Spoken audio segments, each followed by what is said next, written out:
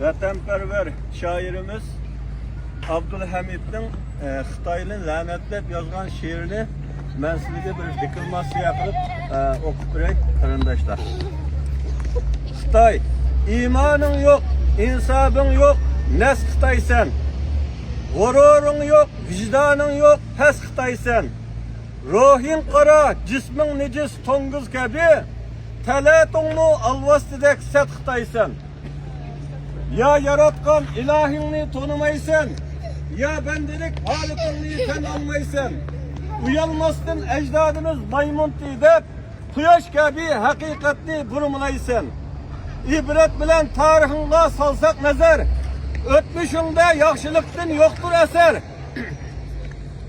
Seni insan deyishga til uyulur, adab axloq mizonida o'lchsak gar. Xulqing rezil, tabiiting past bo'lg'achqa, hech bir inson tufisini so'ymas asla. Bovoqlarni sho'rpa silib yeyishingchu, bundaq rezil pastkash qavm sen faqatla. Bugünkidek kudret tepip kuchaysanmi, pastlikingdan dunyosini ko'zga ilmas. Men yaxshi deb o'z-o'zingni maqtasangmi, hech kim seni faxrlanib tilga olmas. O'tmishingmi, hun bobamdek qo'rqqaningni, unutdingmi hun bobamdek qo'rqqaningni, qo'rqqanlikdan saddichinni soqqaningni, janggohlarda teng kelolmay turklarga ölmek için öz-özünni boqqaningni. Menglik sevgi qo'zg'iningni esingdimi?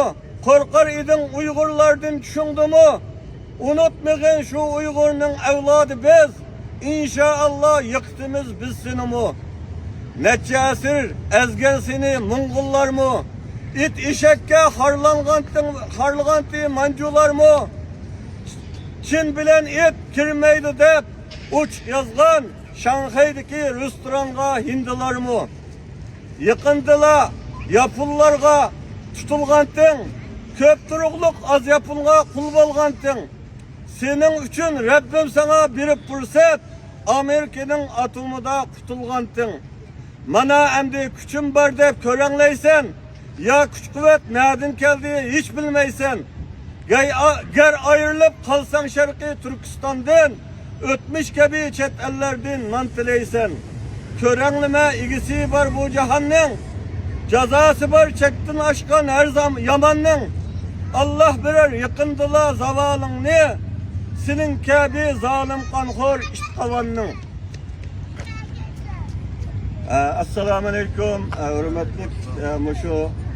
Xitoy Komünistlik Partisi'nin vatanimizni işgal qilib tantana qilgan bugungi bayram kuni bo'lsa, biz Uyg'ur milletininki beşimizga kelgan cho'ng musibat va bizga matam kundir.